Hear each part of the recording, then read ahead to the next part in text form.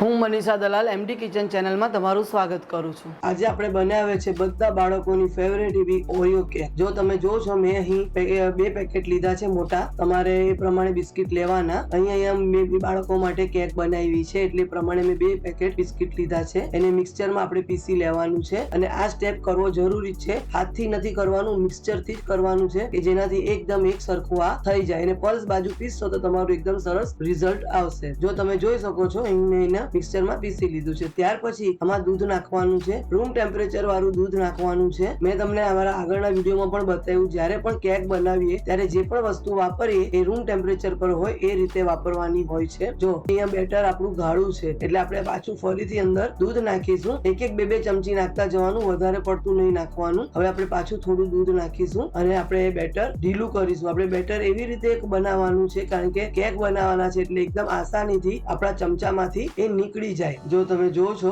આપણું બેટર કેવું ઢીલું કર્યું છે, આ રીતે ઢીલું કરવાનું છે કારણ કે આપણે આને કેક બનાવીએ છીએ। તમે મારો આગળનો જે વિડીયો જોયો હશે તેમાં મેં બતાવ્યું છે કે એક જ ડાયરેક્શનમાં કેવી રીતે આપણે એને હલાવવાનું છે। આવી જ્યારે પણ કોઈ વસ્તુ બનાવતા હોય છે આપણે, જે રીતે કેક છે, ઢોકળા છે, ત્યારે તમારે એક જ ડાયરેક્શનમાં બનાવવાનું હોય છે કે જેનાથી એમાં એર ભરાય અને આપણે જે કેક બનાવીએ તે એકદમ સ્પોન્જી અને એકદમ સરસ ફ્લફી બને। ત્યાર પછી આપણે એની અંદર એક નાની ચમચી ઘરની એવી હોય એ લઈ લેવાની, એમાં બેકિંગ પાવડર અને બેકિંગ સોડા એ નાખી દેવાનું છે અને આ નાખવું જરૂરી છે તો જ તમારી કેક ફ્લફી થશે। અને અત્યારે ક્રિસમસના ટાઈમમાં એકદમ આસાનીથી આ બેકિંગ પાવડર અને બેકિંગ સોડા ડી-માર્ટ છે કે રિલાયન્સ જેવા સ્ટોરમાં આસાનીથી મળી જાય છે, કોઈ પણ ગ્રોસરીની દુકાનમાં પણ મળી જાય છે। ત્યાર પછી આ રીતની કોઈ તપેલી ને આપણું કેકનું ટીન હોય તે પણ તમે લઈ શકો છો, જેની પાસે નહીં હોય તો આવી રીતે ઘરની તપેલી પણ તમે લઈ શકો છો। અને ત્યાર પછી એને આવી રીતે ગ્રીસ કરી દેવાનું છે અને બધી બાજુ કરવાનું છે, આજુબાજુ નીચે, અને આવી રીતે બટર પેપર મૂકી દેવાનું છે કે જેનાથી કેક કાઢવામાં આપણને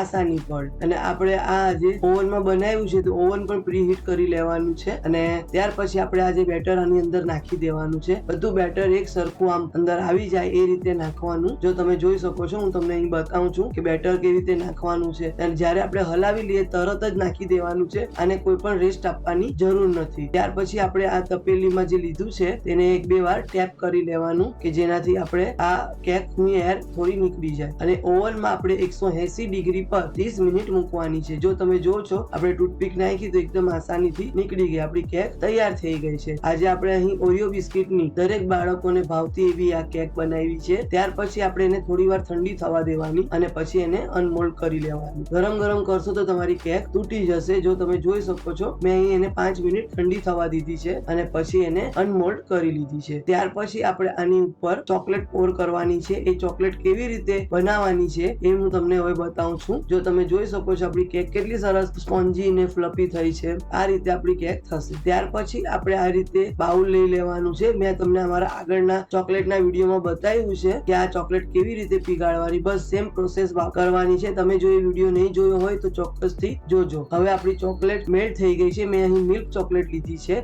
કારણ કે આપણી જે ઓરિયો કેક છે એ ડાર્ક ચોકલેટ જેવી છે એટલે આપણે અહીં લાઇટ લેવાની છે અને આવી રીતે આપણે એના ઉપર ચોકલેટ પોર કરી દેવાની છે। એવી રીતે કરવાની કે જે નીચે આમ આસાનીથી પડી શકે અને સરસ આપણે કેકને આખી કવર કરી લેવાની છે। જો તમે જોઈ શકો છો મેં અહીં ચોકલેટ કેવી નાખી છે, એમ જરા થોડું જાડું થર બનાવવાનું જેથી ચોકલેટ બધાને ભાવે અને દરેક બાળકોને આ કેક ખાવાની મજા આવે। ત્યાર પછી એમાંથી થોડી ચોકલેટ રાખીને એને આપણે આવી રીતે ઝીણી ઝીણી છીણી લેવાની છે। તમે ચાહો તો મોટી ચીઝ પણ રાખી શકો છો, મેં અહીં ઝીણી ઝીણી રાખી છે। અને આપણે જે રીતે ડેકોરેટ કરવી હોય તે રીતે કરી શકાય છે। તમે નહીં કરો અને એમને એમ ખાશો તો પણ આ કેક એકદમ સરસ અને એકદમ ફ્લફી અને સ્પોન્જી લાગશે। ત્યાર પછી આવી રીતે ચોકલેટ ચિપ્સ મળતી હોય છે બજારમાં, આસાનીથી મળી જાય છે આપણને, તે લાવીને એ આપણે નાખવાની છે અને આ તદ્દન ઓપ્શનલ છે। તમારે બાળકોને ભાવતું હોય તો નાખવાનું, નહીં તો નહીં, ને તેમ પણ તમે કેક ખાઈ શકશો। તમે ડેકોર નહીં કરશો તો પણ આ કેક એકદમ ટેસ્ટી જ લાગે છે। જો તમે જોઈ શકો છો આપણી કેક હવે એકદમ સરસ તૈયાર થઈ ગઈ છે। હવે આપણી આ કેક ખાવા માટે તૈયાર છે। હવે આપણે એને સર્વ કરી દીધી। તમને જો મારો વિડીયો ગમતો હોય, મારી રેસીપી ગમતી હોય તો ચોક્કસથી લાઈક કરો, શેર કરો, સબસ્ક્રાઇબ કરો, કોમેન્ટ કરો। દરેક બાળકોને ભાવતી એવી ઓરિયો કેક બનાવો અને ક્રિસમસ એન્જોય કરો। Happy Christmas. હવે ફરી મળીશું નવા વિડીયો સાથે, નવી રેસીપી સાથે। Thank you for watching. આવજો। Happy Christmas.